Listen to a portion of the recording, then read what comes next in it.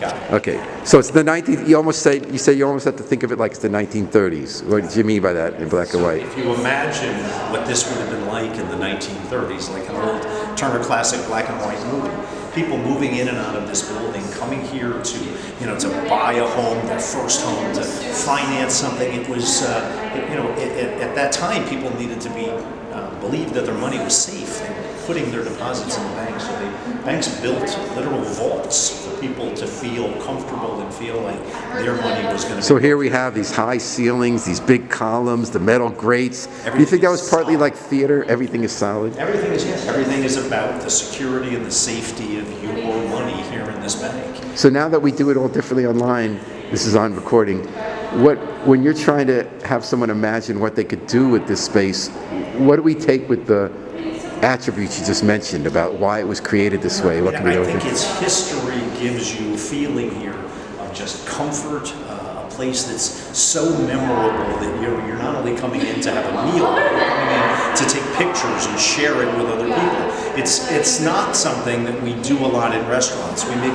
beautiful spaces, but nothing that's this scale. And what about, in addition to whatever it's going to be, restaurants or something else, when it was created, it was a busy place.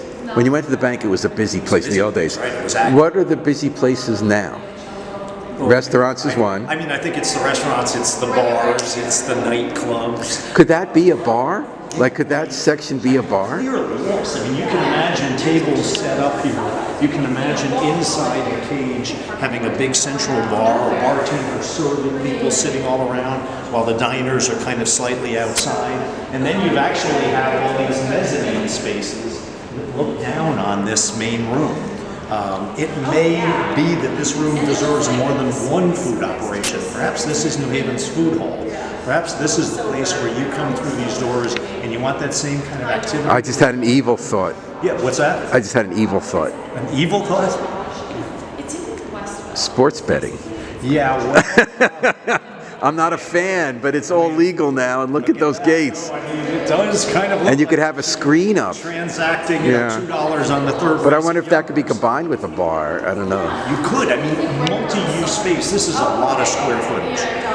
And so how much? There is a thought that this should be, kind of a quasi-food hall, maybe with a betting operation, but there could be more. How about performance, or do we have enough of that?